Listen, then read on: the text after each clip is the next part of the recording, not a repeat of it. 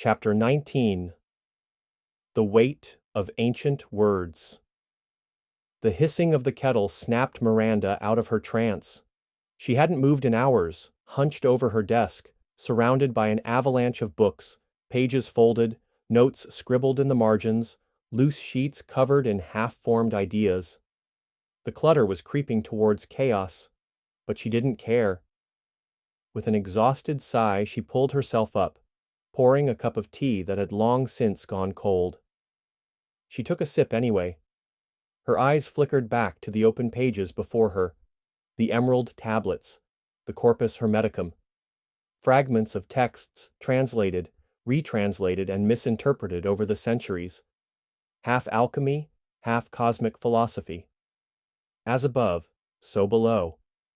She exhaled sharply through her nose. Ridiculous. It was always the same damn thing. Every time she dug into something promising, something real, it got muddied up with esoteric fluff. The 7 Hermetic principles, the alchemical transmutations, the pseudo-scientific ramblings of people who thought staring at a star long enough would reveal the secrets of the universe. Miranda rubbed her temples, trying to shove down the frustration clawing at her ribs. The problem was, it wasn't entirely nonsense. And that was what infuriated her most. She wanted to dismiss it. She wanted to file it away as the same mystic nonsense she had spent years debunking.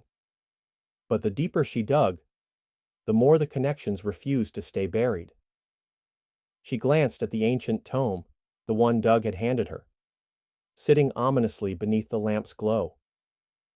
The pages were still stiff, still holding the scent of time, and the ink, where it hadn't faded into oblivion, seemed too precise for superstition. The emerald tablets spoke of lost wisdom, of immortal truths buried beneath the sands of time. The book in front of her spoke of a priesthood that predated all known civilizations, and some itch in her mind, was telling her there was a link.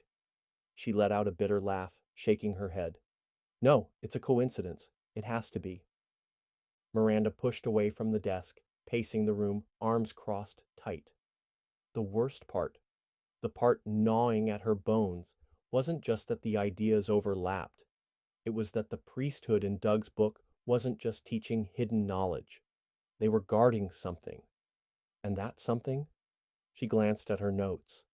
A gate, a sealed threshold buried beneath the earth, beneath the waves, beneath time itself.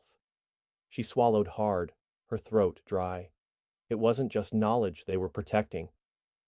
It was something real, something they were terrified of letting loose. She pulled a hand through her hair, frustration bubbling over.